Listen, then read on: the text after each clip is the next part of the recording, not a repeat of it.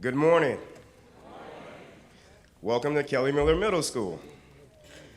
My name is Abdullah Zaki, and I'm the proud principal of Kelly Miller Middle School. Although I know others will speak more on this later, I'm truly honored to be one of the first to publicly say that today is a great day for DC CAS and Kelly Miller.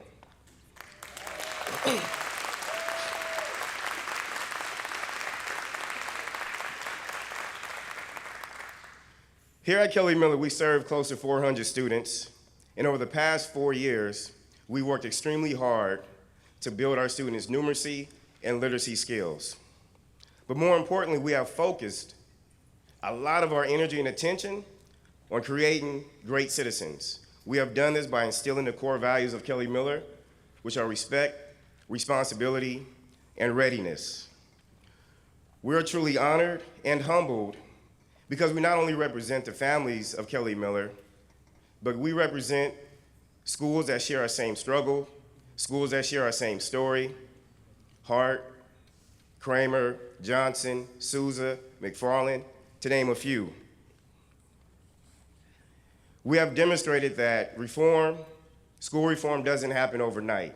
It's a process, and it's a process that we must continuously celebrate throughout the way. Today, we're honored to have some very important people here with us today. I want to welcome Interim State Superintendent Emily Durso, Deputy Mayor of Education Abigail Smith, Chair of Public Charter School Board John Skip McCoy, and our Mayor Vincent C. Gray. Mayor Gray is not just a believer in public education, he is also a proud product of DC Public Schools. So I know you're excited and anxious to hear what our speakers have to say today. So without further delay, I am pleased to introduce to you our Mayor, Vincent Gray.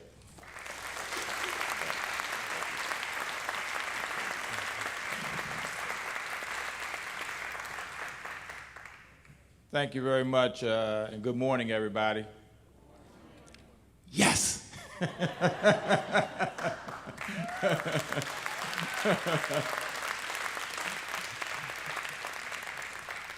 I'm delighted to be here, of course. I want to thank Principal Zaki for the nice introduction and for him hosting us here today for the announcement of these DC CAS scores for 2012. He's already mentioned some of the folks who are here. I want to mention them again. I see our council member from Ward 7 coming in. I'm delighted to see her here. I happen to be a resident of Ward 7. And she is my council member, Councilmember Yvette Alexander. Thank you for being here, Councilmember Alexander. We also have our education team that is here, and we meet every week, in order to make sure that we continue on a path that is, I like to think, is inexorable, a path that is painstaking, and it's a commitment that we have to make in order to assure the future of our children. First of all, our Deputy Mayor for Education, Abigail Smith. Abby.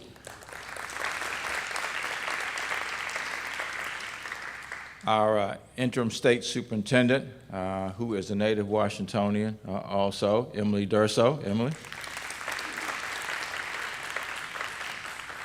Our Chancellor, she was actually the first appointment I made when I became the mayor of the District of Columbia, and I'm so proud of the work that she has done, and that, of course, is Kaya Henderson.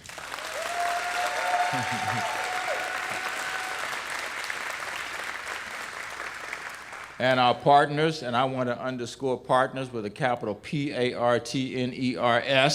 our partners in the charter school movement.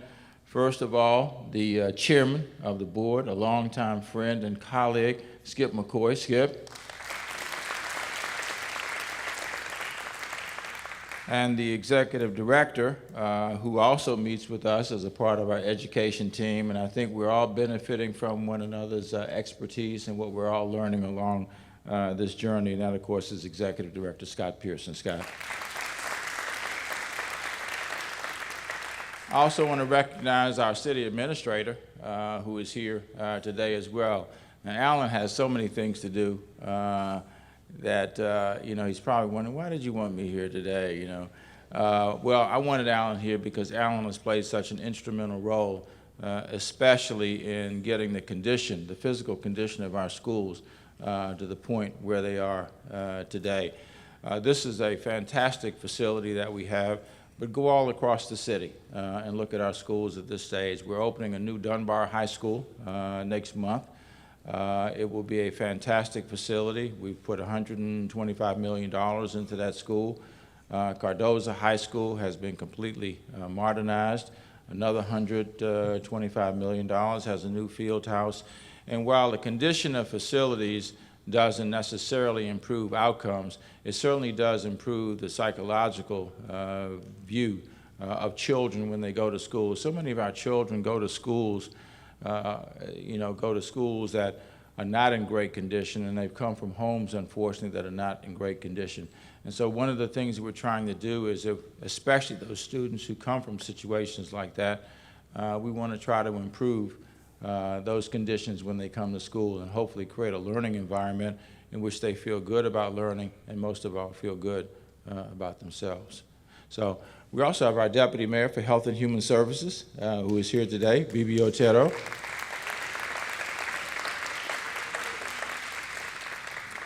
And I want to recognize my good friend. I'm going to ask him to come up a little bit later after we announce the results and have a few words. He is my friend, my colleague, our neighbor, right next door, who I want to commend for having taken the steps he has taken with public education in Prince George's County. And I know he's on a journey and on a mission, and we look forward to working together with him to be able to help him get to where he wants to get to, and we'll learn and hopefully have something to impart. Please join me in welcoming County Executive for Prince George's County, Rushern Baker.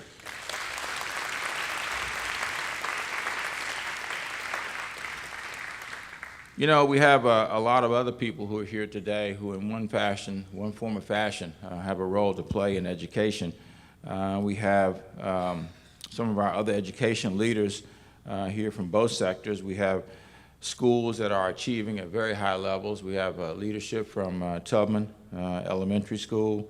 We have Jefferson Middle School represented here, KIPP, which is a perennial high achiever in the city, and Eagle Academy Public Charter Schools, which actually, go ahead, it's one of those days. I've been to many, many schools in this city, and I've been to Eagle and had a chance to talk with them. I think they are the only school that are now accepting children from birth, which is, you know, you laugh, but it's, you know, at what point is it too early? There is no point that's too early. And they will bear watching because what they're doing with early childhood education, I think, is absolutely extraordinary.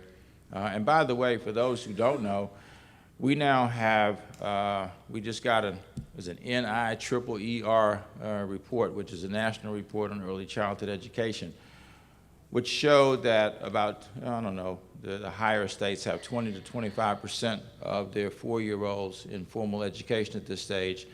In our city, we now have 90% of our 4-year-olds who are in formal education.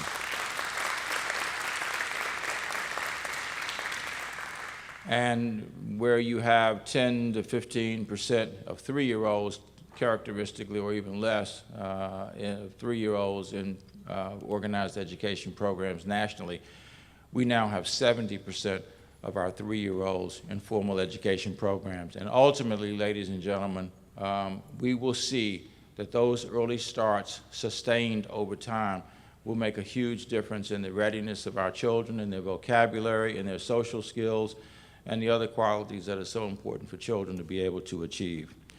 I'm also delighted to be here at Kelly Middle School with Principal Zaki. There are absolutely great things that are happening, Council Member, here at Kelly Middle, and I know that you are proud of that. And not only here, but at so many schools across the city. You'll hear about some of those in a minute. You'll hear about Kelly Miller, and you'll hear about what's going on in other schools. This is really great news today.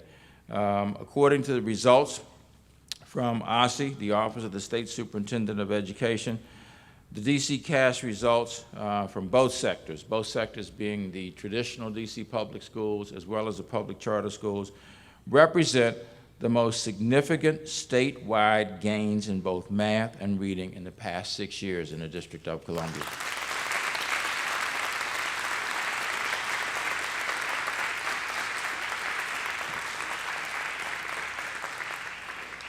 And yes, I did say statewide, okay?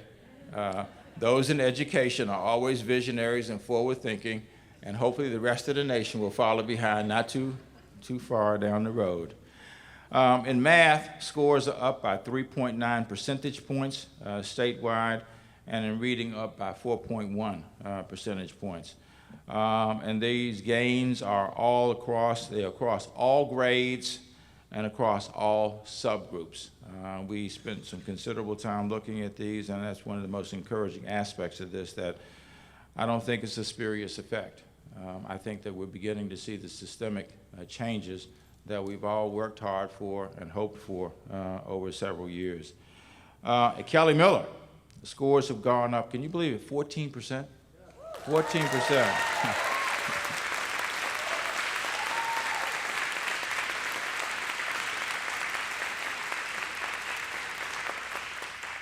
I think we know that that is nothing short of remarkable. 14% growth.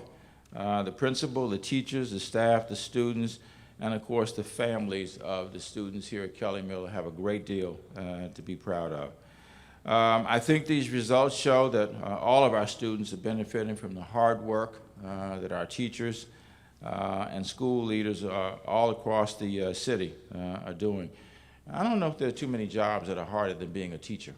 A teacher is really a hard job, and I say that from having been a student, but also, frankly, my wife was a public school teacher in the DC public schools, and so was my mother-in-law, who taught kindergarten until she retired. So I know it firsthand from several perspectives. In addition to demonstrating that our students are benefiting, we also are doing something that is hugely important, and that is beginning to close, which is still much too great, but beginning to close the achievement gap here in the District of Columbia for some of our students who have some of the greatest needs.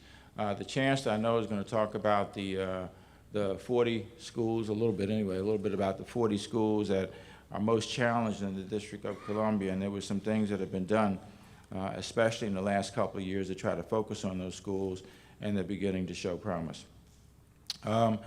I also want to recognize the students as well as the principals and teachers who deserve so much credit.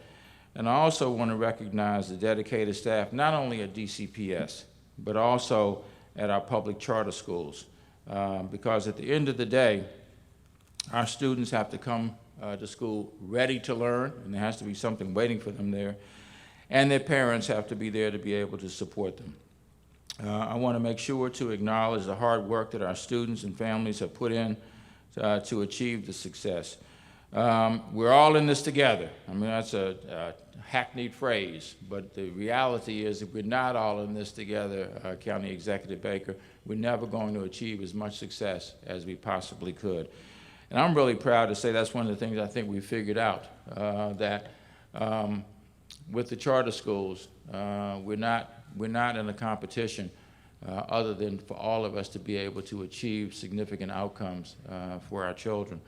I'll never forget when I was back in the nonprofit sector, I went to a training session, and there was an exercise, and the trainer said, okay, Group A will play with Group B, and Group C will play with Group D. And what people heard was Group A will play against Group B, and people, that's the way they went. They competed against one another, and Group C competed against Group D. And what happened was all four groups lost, because the only way that anybody could achieve in that particular exercise was if Group A cooperated with Group B and Group C cooperated with Group D. And frankly, it's an analogy to me, because I think ultimately we will never be as successful as we can be unless the charters and the traditional DC public schools are working effectively together for our 80,000 plus students here in the District of Columbia.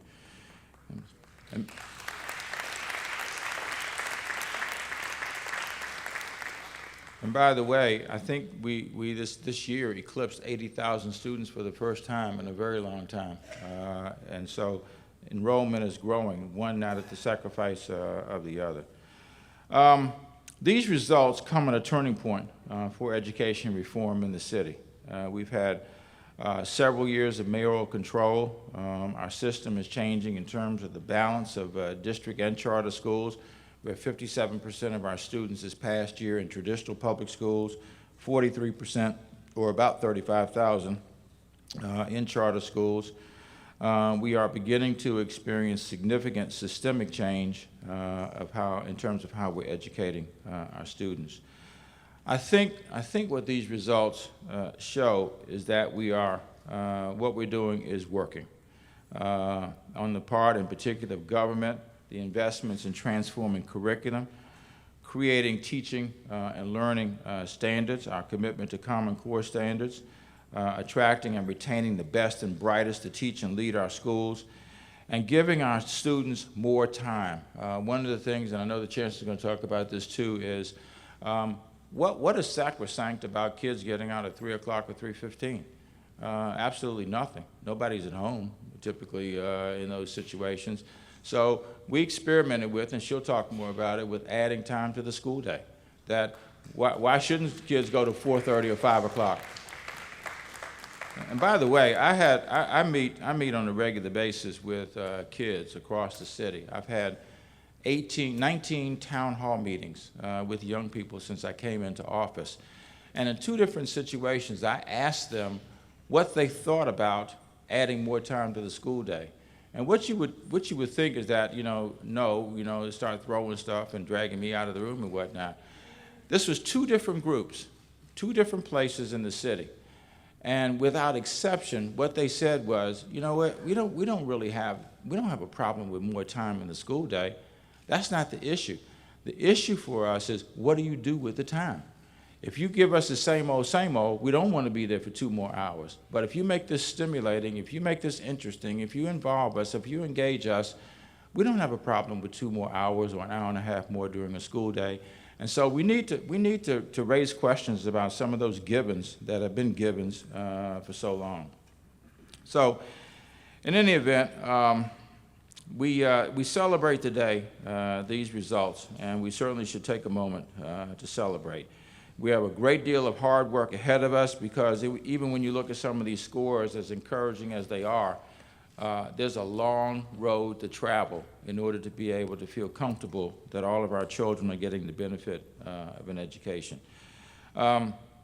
Statewide proficiency levels are still far too low, and again, let me just say that is absolutely unacceptable. There isn't any easy path to being able to get this done. It's just hard work every day. I gave a speech, what, about 4 weeks ago, where we talked about staying the course. It's so easy to look at something and say, well, we've been doing this for 3.5 days now, and we haven't seen the outcome, so let's try something new. You can't do that. And I'm glad, County Executive Baker, you are here today, because that's one of the lessons we have learned. Stay the course, because there will be people who will come to you and say, you've been doing this for 3 weeks already. How come you haven't changed the reading levels fundamentally for these kids, or the math levels, or composition, or science achievement levels? Stay the course, because once you start, if you stay on it, almost inevitably, you're eventually going to see results from having done this. And I think you've done absolutely the right thing. In any event, we can't turn back now, and there's absolutely no reason to turn back. We need to take the wisdom and patience that have been evident in this whole process, and we need to double down on what it is that we're doing right. We need to give our educators the stability and the resources they need to get the job done. Just go in some of our classrooms around the city now, as I've had the opportunity to do, and watch some of the creativity and dedication of our teachers. Watch them use some of the technology that is available to them to keep kids stimulated.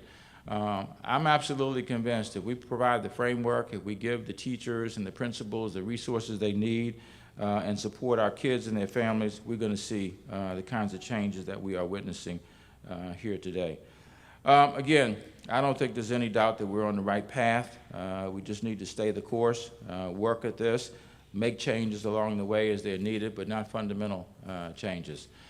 Before I introduce our interim state superintendent, who's going to go over the results in some detail, I want to acknowledge that we've been joined by the chairman of our city council, who I actually served with when I came on the council of the District of Columbia. I had the opportunity to sit next to him, and we got to know each other quite well, and we worked together quite well. Please welcome Chairman Phil Mendelson.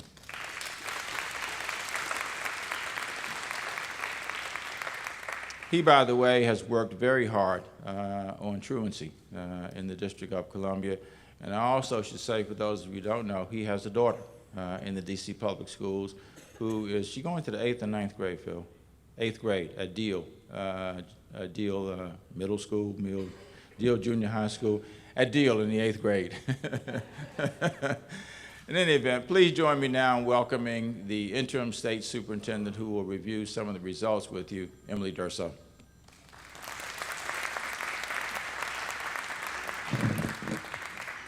Thank you, Mr. Mayor, and good morning to everyone. Thanks to the strong partnership between the DC Public Schools, the DC Public Charter Schools, and the Office of the State Superintendent of Education, we are very proud to present to you today the DC Comprehensive Assessment Results, better known as DC CAS, for 2013. A brief preface before the numbers. While many school jurisdictions in the country are just implementing the Common Core standards, it is important to note that DC fully implemented Common Core for reading and composition in 2012 and completed implementing math in 2013. Our testing window was April 22nd through May 3rd, and out of a total of 225 schools, 195 were tested, and Mr. Mayor, you're right, out of a total of 80,231 students, 32,838 students were tested. As all know, the District of Columbia began school reform in 2007. This year's data shows that we have made a statewide gain in all subjects of 4% between 2012 and 2013. I'll repeat that. We have made a statewide gain in all subjects of 4% between 12 and 13.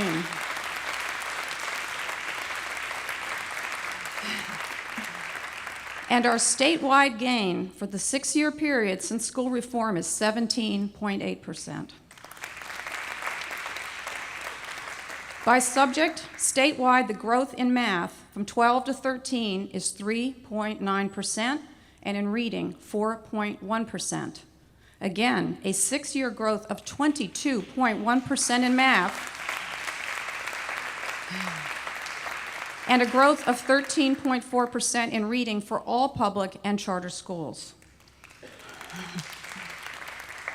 A composite in both math and reading shows, for DCPS, an increase of 3.8 from 12 to 13, with a 6-year growth of 17.2.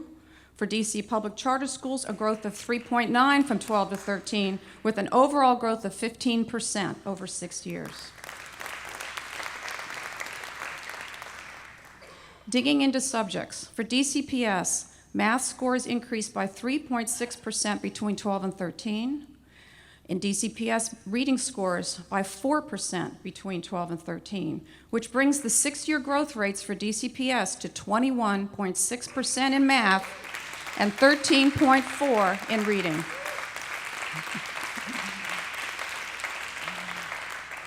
For the public charter schools, math scores for 13 were 3.9% over school year 12.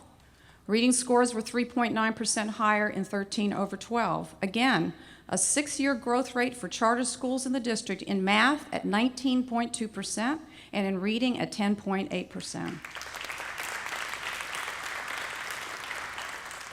Science score collection only dates from 2008. Statewide, the growth is 1.4 between 12 and 13, with an overall increase from 2008 to 2013 of 13.1%. In composition, data began collection in 2010. Statewide growth from 12 to 13 is 4%, and growth from 2010 to 2013 is 15.2%. For DCPS in science, scores have increased 1.8% between 12 and 13, with an 11.8 growth between 2008 and 2013. In composition, DCPS increased 4.4% between 12 and 13, and from 2010 to 2013, an overall increase for DCPS of 16.6%. In our public charter schools, science scores for 12 through 13 increased by 0.5%, with overall scores from 2008 to 2013 of 15%. In composition, the increase in 2013 over 12 is 3.6. From 2010 to 13, the total increase is 12.7. The next data chart is the results for all DC public and charter schools by subject, just 2012 and 13 from grades 3 through 10, with one exception, grade 7 in math. No one knows what happened in grade 7 in math, but with one exception, every year and in every subject, there is significant growth, culminating in a total positive change of 3.9% in all math scores across the city and 4.1 increase in all reading scores across the city. The next slide is also years 2012 and 2013 only and shows proficiency as a state for both DC public schools and for charter schools. Again, proficiency is up statewide.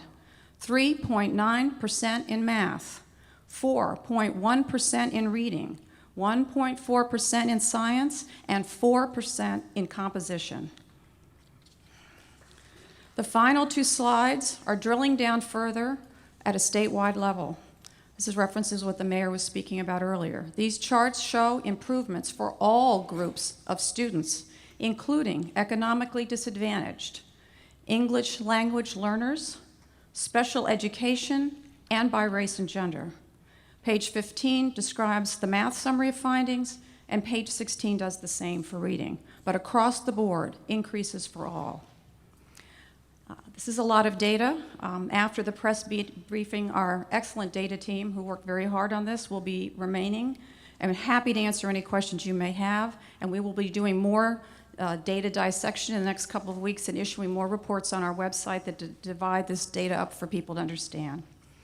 Thank you. It is my pleasure to introduce the District of Columbia's Deputy Mayor for Education, Abigail Smith.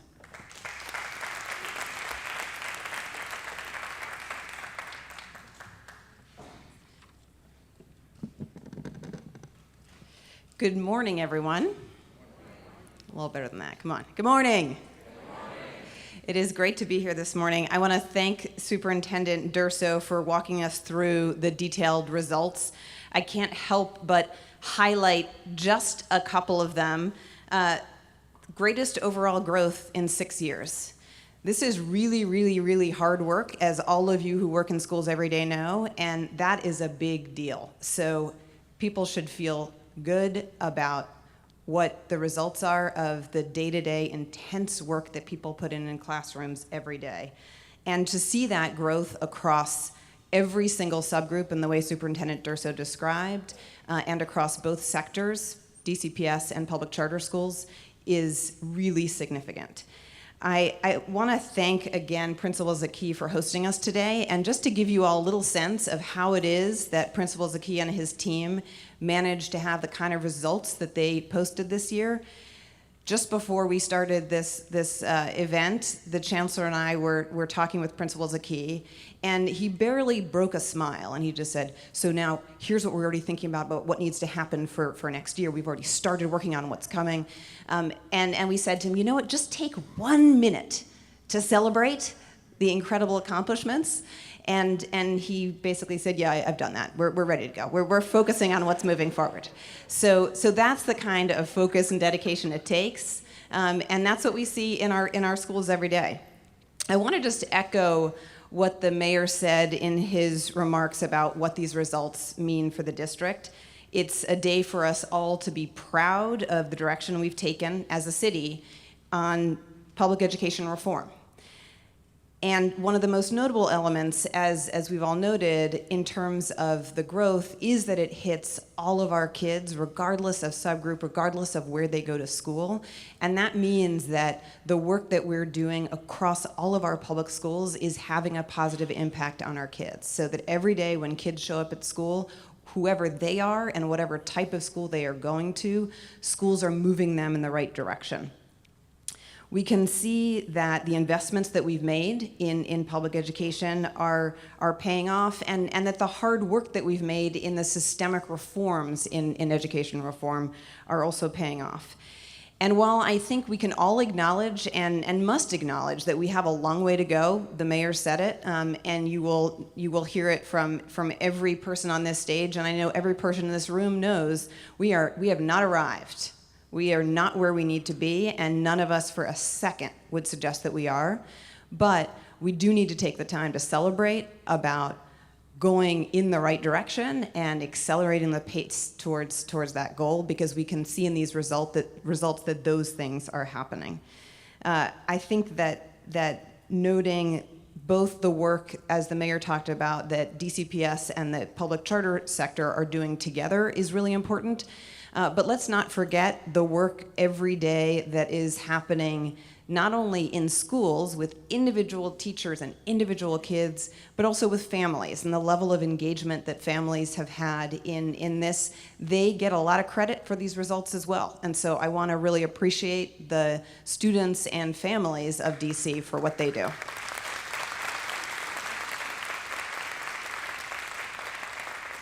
So as the mayor said, once we've all had a chance to celebrate for a minute, we have to deepen our investment in what's working so we can accelerate the pace of our progress.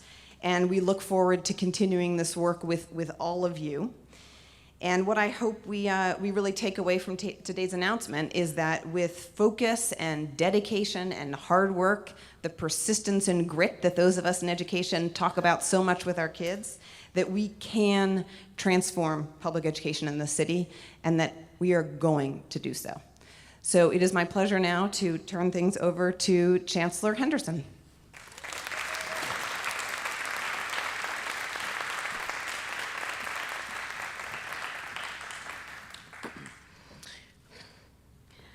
Our DC CAS scores for 2013 give DCPS, our students, and our educators a lot to celebrate.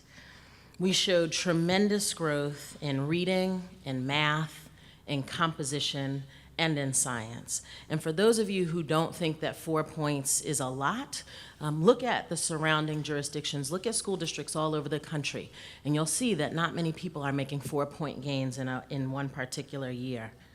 We increased the number of our advanced students, and a special shout out to our advanced team, Matthew Reef and company, who've worked really hard to get our advanced students the challenging academic material that they need. But we've also significantly decreased the number of students who are below basic, which is tremendous.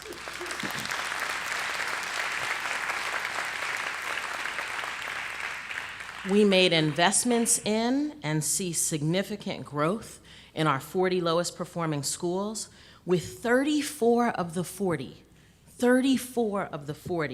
showing gains and significantly outperforming DCPS's average growth.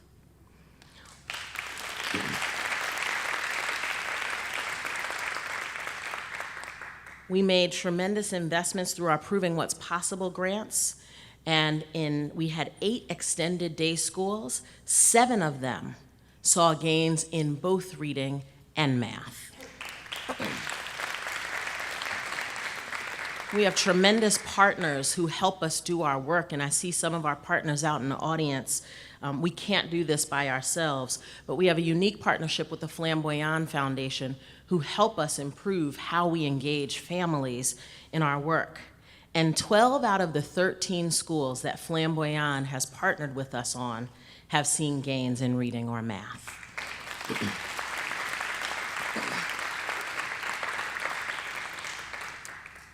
Over 2012, all of our students from every single ward, in every single grade, in every single racial and economic background made gains, with our free and reduced meal students reaching all-time proficiency highs and outperforming the district's average growth.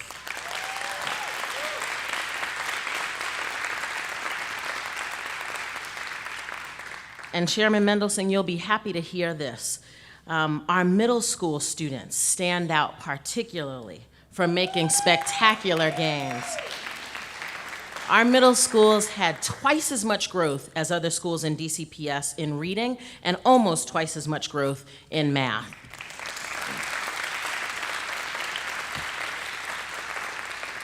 These aren't just good one-year results, as Interim Superintendent Durso said. They were historically good, and they continue the trend that we started in 2007. In DCPS, we now have the highest proficiency rates ever. We have more advanced students than ever, and students in most grades have shown double-digit gains in reading and math since 2007.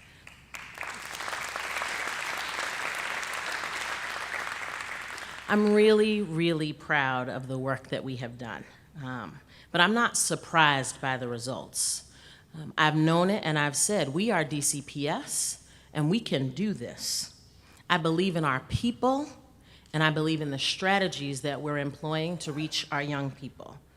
As I've said many times, we have a plan to ensure that we have great teachers, great principals, great educators, teaching rigorous content to motivated students with engaged parents. This is only the second year of implementing our new and challenging standards and curriculum, and only the fourth year of our human capital investments. But this thoughtful, consistent strategic plan is paying off in improved student performance. You've heard about Kelly Miller. You've heard, maybe you haven't heard about Tubman Elementary School, which since 2007 has grown by 54 percentage points in math and 30 points in reading. Tubman, under the leadership of Harry Hughes, who is around here somewhere, right there in the middle, under the leadership of Principal Hughes, for 6 years has seen consistent growth. People say that can't happen. People say when you make big gains, then you fall back a year. 6 years of consistent upward growth. Oh yeah, and we closed Meyer and consolidated those schools, right? But yet and still, kids continue to perform at Tubman. It's absolutely amazing. Jefferson Middle School, I see Natalie Gordon, who's the principal there, and Jefferson Academy, where they've increased by more than 12 percentage points in math and 11 percentage points in reading. And if you go to Jefferson and you feel the energy and the vibe, not just from the teachers, and I see some Jefferson teachers as well, but the students are excited to be in that building, and the results are showing. We talk a lot about elementary schools and middle schools, and we don't always talk about our high schools. But I'm proud of the growth that our high schools have made.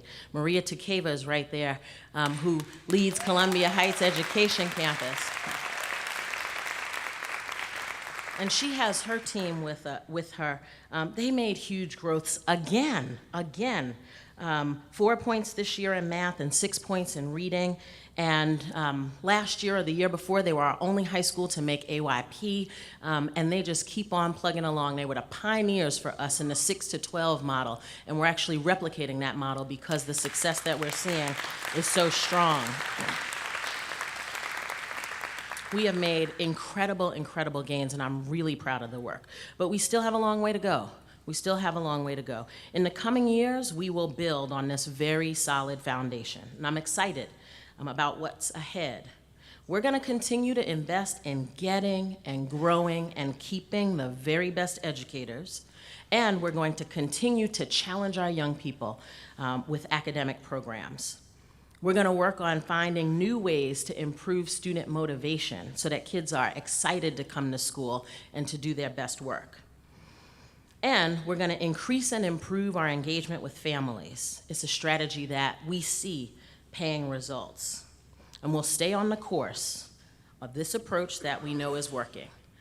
Abraham Lincoln said, "Be sure you put your feet in the right place and then stand firm." My staff can recite this because this has been our mantra for the last, I don't know how many ever months, but we've spent the last few years putting the right strategies in place to help our students. Today's results show that our plan is working. So now we have to continue to stand firm. I want to say thank you to a bunch of folks who have helped make this happen. I first want to, there are a ton of my principals in the room. Those are the folks cheering. If you are a principal and or an instructional superintendent in DC Public Schools, please stand so that we can appreciate you for the work that you do every day. And if you're a teacher or a staff member at DCPS, please stand so we can salute you for the work that you do every day.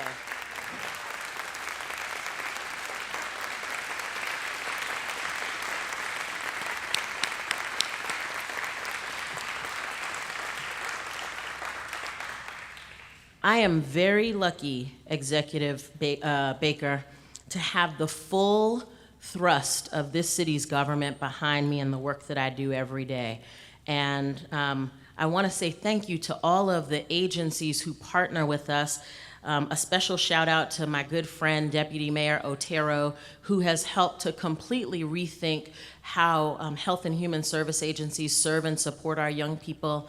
The Summer Youth Employment Program, who's done amazing things for us. I mean, DDOT does amazing things for us. All of the agency heads back everything that we want to do, and so I'm thankful to my agency partners. I'm also thankful to the council for the support that you've given us, the challenges that you put in front of us, and I will tell you that we will continue to rise to the occasion. I want to thank our community partners who are in our schools every day. These results are your results too. And I especially want to thank our union partners. I see Anna Jefferson from the Council for School Officers here. I think the WTU has a rep here since Nathan is out of town. We are working as closely as we can with our union partners to show the world what happens when you collaborate. I also want to thank our charter partners. I think over the last year or 2 years, we've had an unprecedented amount of communication and collaboration. And at the end of the day, these are all our children. Which shingle they fall under, charter or DCPS, doesn't really matter. We like the spirit of friendly competition. We're coming for you. But I thank you for the partnership that you have extended to us and look forward to continuing to work with you. And finally, I want to congratulate our students, our families, and all of our educators on a job well done. We have a long way to go, but as the old commercial says, we've come a long way, baby. We are DCPS, and we can do this.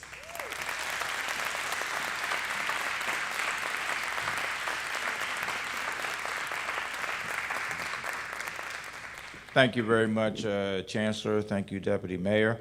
And now I want to introduce the chair of the Public Charter School Board, who again has done so much work in the city in so many ways. DC Agenda, you name it, he's been involved. He's worked with us on early childhood education.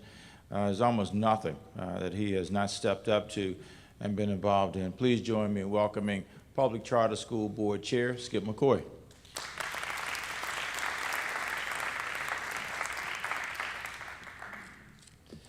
Good morning.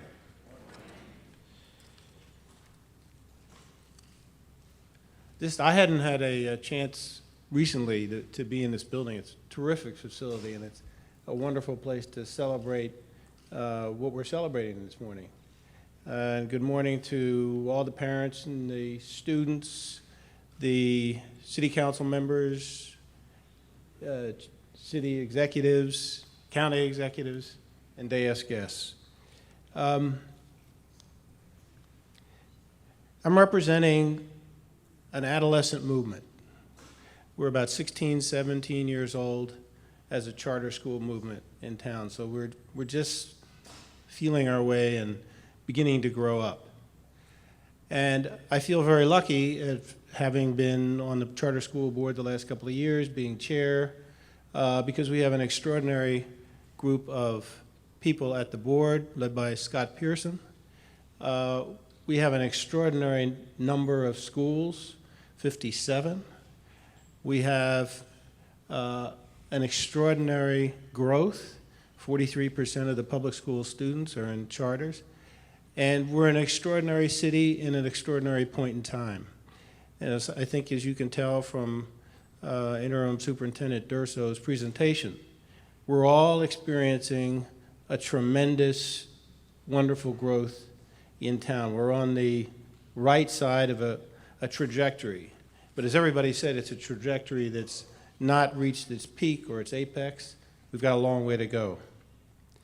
But it is exciting. DC Public Charter School Board, as you know, is a body that approves new charters in DC, and we want the charter schools that we approve to be excellent.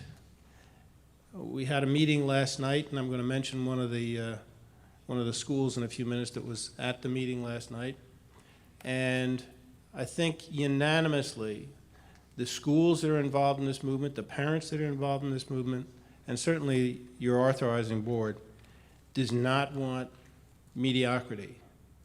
We want excellence, and that's what the schools are stepping up to. We're proud that this year that DC schools have seen the highest overall growth was a charter school, Inspired Teaching. Any Inspired Teaching folks here? No. We're proud that they had a 26.2% gain in proficiency.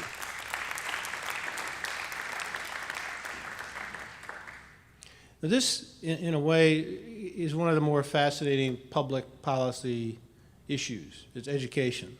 Because all of us in this room, to one degree or another, we're educated. And all of us think we know probably a lot about education. And many of us have been in schools as parents, teachers, visitors. What has impressed me in the last couple of years, both being in DCPS schools and being in charter schools, is how hard it is, how much skill the people in those classrooms, the administrators have. It is a tough, tough job. You can't take, just because we got educated, it's a tough job. And I think you should all be proud of all sectors of the city. They're doing a tremendous job, and that there's a lot of skill operating in these buildings. Speaking of skill, let me take a moment to recognize two of our charter schools that are here today. At KIPP DC, there may be one or two people. Yes, great. You hear a lot about KIPP because it's a national program. They've transformed the lives of so many students and families in District of Columbia with outstanding performance in all of our schools, and they continue to do so and continue to grow. The second one is the one I mentioned earlier. Last night we had a charter board meeting, and during the exchange with the our board members and their board members, somebody almost said they had such an increase in scores, they were just bursting at the seams to tell us. We said, no, you got to wait till tomorrow. That's Eagle Academy.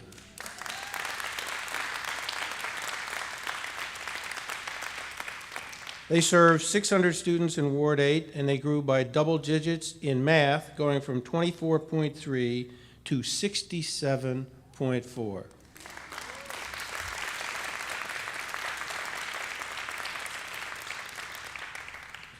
Over the past 7 years that DC CAS has first been administered to charter students, we have seen incredible gains. Their results show that charters are effectively closing the achievement gap from the different groups, and you saw some of the statistics this morning. In 2006, for example, 35% of African American students were proficient in reading and math. For Hispanic students or Latino students, it was 36%. And for students who are economically disadvantaged, just 34% of them were proficient in reading and math. Now, 7 years later, we have seen double-digit increases with proficiency rates in the mid-50s and 60s. These results come, as I've said, from hard work from our charter teachers, staff, DC charter schools were early adopters of the Common Core standards, and they emphasize problem solving and strategic thinking. In closing, let me say a special thank you to the charter parents. Both parents who've served on boards, parents who've taken the time to do the research to find the best fit for their child, parents who work with their kids on homework, parents who come in and volunteer in the schools. They're the backbone of this system. As I said, there's tons of skill in the classroom, but the parents are really the critical, important partners. Students obviously are very important. And I'd just like to mention that in this town, you're very lucky. You not only have excellent charter schools and a pretty good administrator, pretty good authorizer, you have support groups that don't get a lot of attention. I just want to mention two: Friends of Choice, known as Focus, and the Association of Charter Schools. They provide lots of lots of support to people in this movement, without which I don't think we'd see the outstanding gains. And again, thank you very much for coming this morning.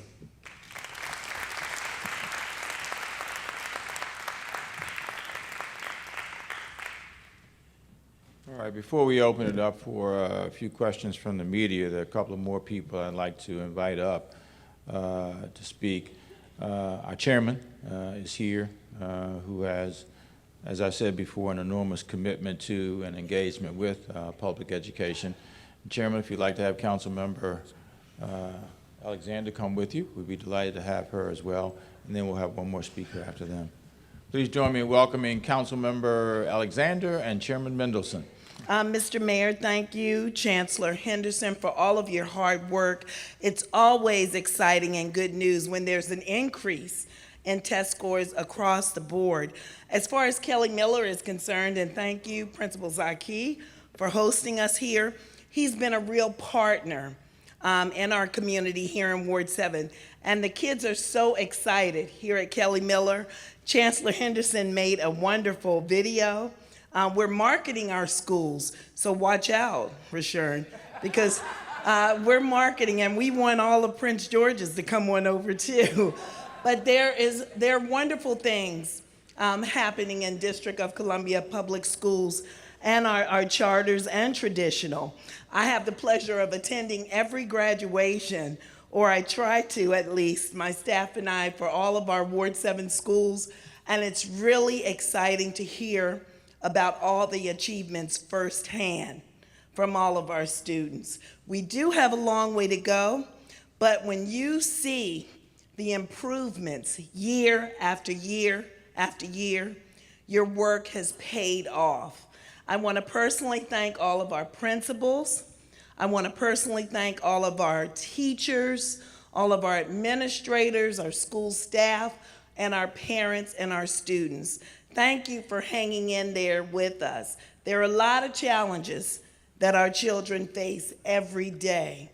Every day there are a lot of challenges. And it's really exciting to know, despite everything going on, education is their focus and they want to improve. And we're putting our money and our resources where our mouth is, Mr. Mayor. So I'm so excited. I am a member of the Education Committee, so I'm excited about our schools across the city. And as the Ward 7 council member, I'm really excited about the improvements in our schools in Ward 7. I am an advocate and I am a soldier for our Ward 7 kids, our Ward 7 children, our Ward 7 students. So I will continue to support them in any way I can. The council is working hand in hand with our mayor, and we want our children to succeed. I am proud to be a product of DC Public Schools. I'm a graduate of Woodrow Wilson. Woohoo! Any Tigers in the house? No I'm a graduate of Woodrow Wilson. No Tigers, okay. How about Dunbar? My mom went to Dunbar. A little more claps for that because the mayor went to Dunbar. But thank you all for coming out. Please continue work. It's not over yet until we receive that 100% mark. And I'm really confident that we're going to do so. So thank you all, and welcome once again to Ward 7. Thank you. Thank you and good morning. There have been enough speeches. I'm going to try to be pretty brief. First, I want to say that I want to acknowledge that there's great leadership with public education in the city, and I'm afraid that that's underappreciated. Between the leadership of the Public Charter School Board, the leadership of DCPS, the mayor and his executive office, including the deputy mayor, and the superintendent, state superintendent, yes. State, I said state. the new Columbia. The point is actually a serious point, and that is that we underappreciate how important it is, the leadership that we have, and we have good leadership.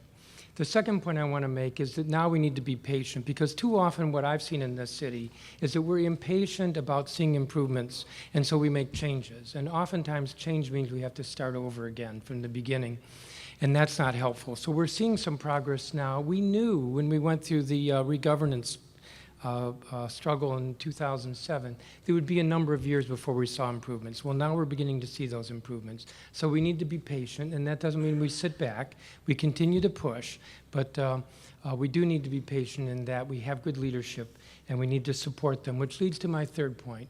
And that is, it's actually something that the chancellor touched on. And when she spoke of the great cooperation she's gotten from agencies like Department of Transportation, it speaks to a truth that I think is often overlooked. And that is that public education does not succeed simply within a school. It requires all of the agencies in the government working together and supporting the schools, whether it's the charter schools or DCPS. And so we're seeing that.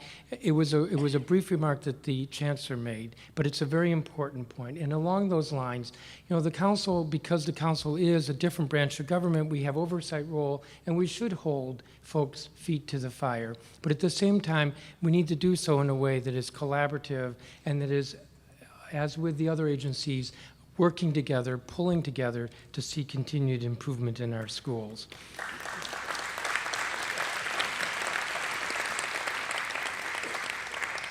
You know, public education is the great equalizer in our society. We continue to see enormous disparities in our society, people who are poor, people who are economically disadvantaged, people who are struggling to achieve the American dream. And public education is the vehicle by which that can happen. We have not done a good job, not just at district, but you see it across the country. And that's really what's at issue here with these test scores. You know, it's a small gain. I certainly, you know, I mean, it's great and we need to celebrate it, but there is so much further we need to go. And getting there is about making sure that every child has that opportunity, the opportunity to succeed, the opportunity to be better than everybody else, because that is what's possible in America, but only if our public education system succeeds. Thank you.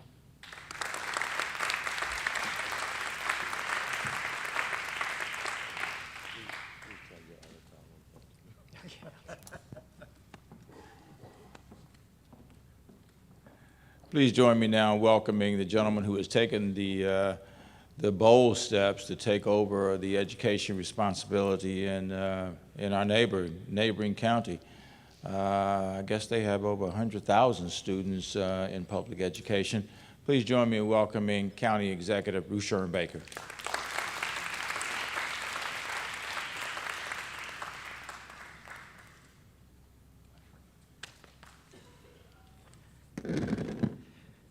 Well, first of all, I want to, you know, when I normally start off in Prince George's County, I normally start off saying it's a great day in Prince George's County. It is indeed a great day in Prince George's County, but I do believe, Mr. Mayor, it's a greater day in the District of Columbia today.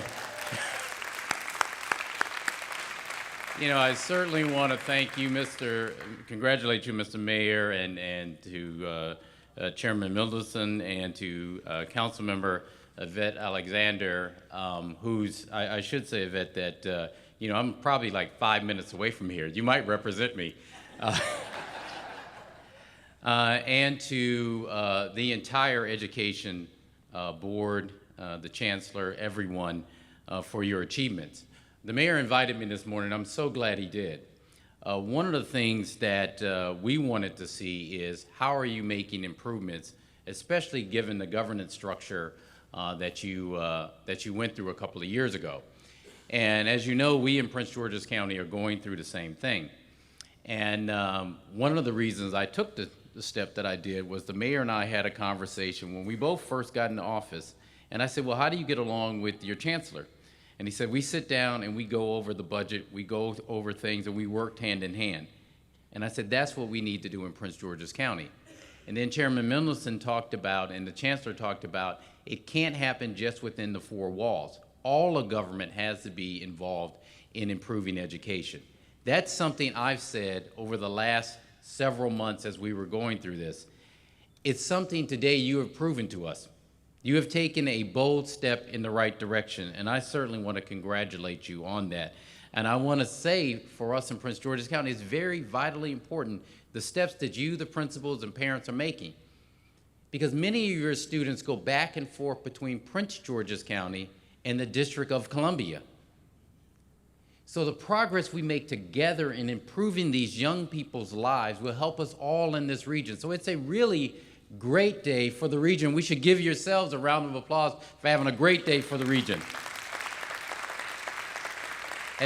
And let me close with something close to the heart, Mr. Mayor. I'm sitting here with my Director of Communications for Prince George's County, and he is so happy to hear the great news that's happening today because his two sons go to Wilson High School and School Without Walls. So he's great of the progress, thankful for the progress you're making. Thank you.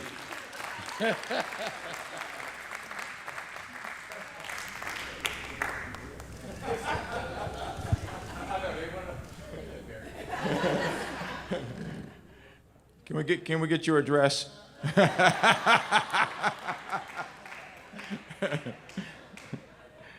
I want to again thank everybody. I want to thank County Executive Baker. I've been trying to make this case with County Executive Baker, and I think he helped to facilitate it today. That is, we are so close to one another. You know, he said, what, 5 minutes? Wouldn't it be a great thing if they just came on, annexed to the District of Columbia, and became Ward 9, council member, Ward 9. No, they won't be Ward 9, but we certainly are looking forward to continuing to work together. We came into office a month apart, and we've been working closely together ever since. I don't know if we have any questions from any of the media. If you do, we'll take those now, me or any of our educational leaders who are here or our council members.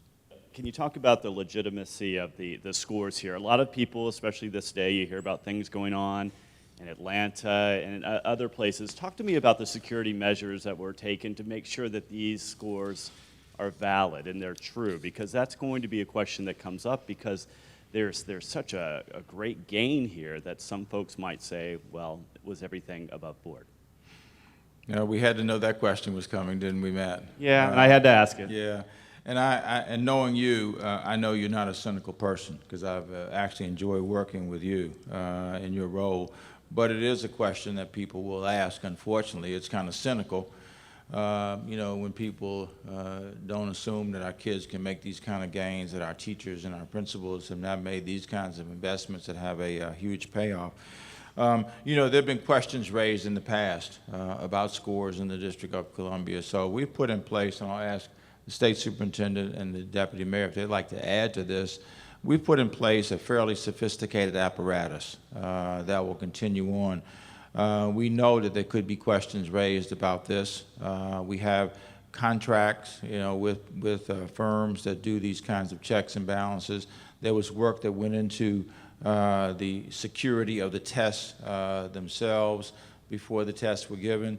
There's proctoring, there's monitoring that goes on as a part of the testing process to try to absolutely ensure that there's nothing untoward that goes on in the administering and the taking of the tests by the students.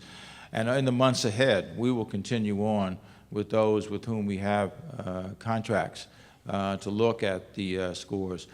Even after the scores are finished, each school gets a chance to look at the scores, and they can challenge the scores in one direction or another. So we couldn't talk in that level of detail today, naturally, about the administrative processes that are involved, but it is a very painstaking, rigorous process that is in place that, right, Emily, will continue to go on in the months ahead to address the question that you raised, man. And this next one's a little more positive. Maybe the chancellor could come up. I was looking at Malcolm. How come she gets the positive stuff in there? Well, this one just has to do with, I'm looking at some of the results here, and Malcolm X, boy, it really did well. We're seeing a increase 20% in math, and what is it here? Is it 13% in reading? And I'm just wondering, do you go back and take a look at what was done so right in this school, and how maybe you can replicate that in other places? Yeah, so what I'm really proud of is we have a ton of schools that have made amazing gains. I look at Knoll, I look at McFarland Middle School. Malcolm X is definitely one. There are lots of schools that have made gains. And when we ask, I mean, we literally sort of said to principals, to what do you attribute this? And most have said two things, right? They attribute it to having great teachers in their classrooms. And I think that shows you that our investments in human capital are paying off. They've also said that having a rigorous curriculum, a standardized curriculum, and the resources and the materials that they need to do their work is to what they attribute this. Now, those are the two things that we've started working on. We haven't really given 100% yet to family engagement and to motivating students, but when we add that third leg of the stool, I think we'll be off and running to the races. You know, in addition to that, and I'm really being redundant now, but I'm not sure it can be said too many times, and that is, in one way or the other, most of the speakers have said it, how do you get a complicated city and complicated government moving in the same direction? Because so many of the things that challenge our students are theoretically outside the education realm, but they impinge upon the ability of students to function. I want to again underscore what Bibi Otero, our Deputy Mayor for Health and Human Services, has been able to do. She has an enormous appreciation for education. She worked many years in early childhood education before she came to this position. And we've been able to align the health and human services functions much more closely with education, more so than ever in the past, Matt. We got more work to do, but there is a recognition that these agencies really are, I won't say in a support role, but perhaps they are in a support role of making sure that our children do learn every day, that they get to eat, that when they have domestic violence issues in their home, or when the family is disrupted and may have to leave wherever they are now and go into a shelter situation, the connections have to be made because those children are materially affected psychologically about those disruptions.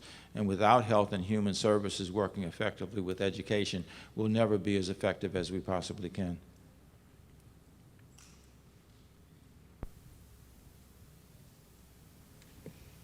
Hi, I have just one question.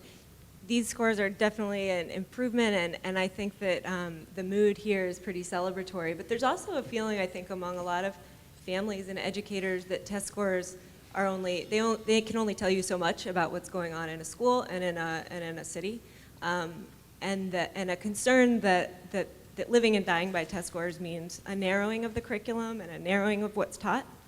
So can you just address that concern, and I don't know who's best to answer it, but what schools and what school leaders are doing about that or can do about that? Well, it is, you're right, it's only one dimension. It's probably the dimension that we are most comfortable with at this stage, recognizing that there's so much more work to do in psychometry, if you will, to be able to get to understanding what achievement really is.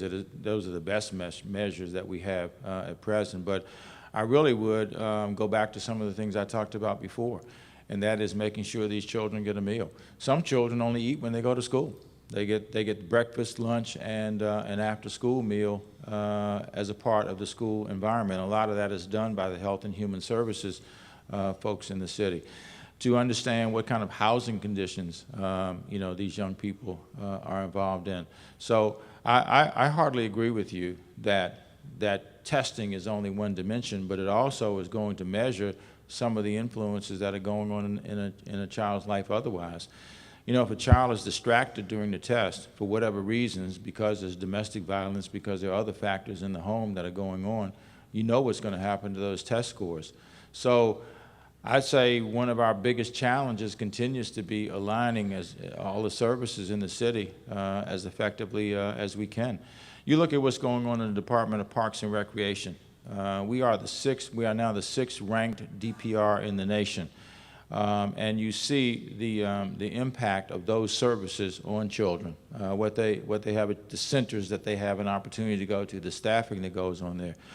Look at the libraries. You look at the alignment now between the public libraries in the District of Columbia and education. We have an early literacy program. We have technology increasingly in our libraries. We now have, of the 26 libraries that we have in the city, 17 have been or are in the throes of being modernized so that they are pleasant places for kids to go to. So, you know, not to engage in hyperbole, but frankly, at the end of the day, I'm not sure that there's an agency or a function in the District of Columbia that doesn't have some direct impact on children. You know, transportation was mentioned earlier, and that is we're now creating an opportunity for children to be able to have free transportation, to be able to get to school, because that is a function, that is one of the factors that plays into a child being truant. Again, you know, to me, it's virtually everything. I just want to add a couple things, Emma. First of all, I want to recognize that probably for the first time, we are also reporting our science progress and our composition progress. It's not just about math and reading. I also want to note that the move to the Common Core standards, frankly, is a move that radically enriches the curriculum that we're teaching. I was so excited when I have a 17-year-old at McKinley Tech, and I got his summer reading list, and half the books on the summer reading list are books that are on my personal library shelf.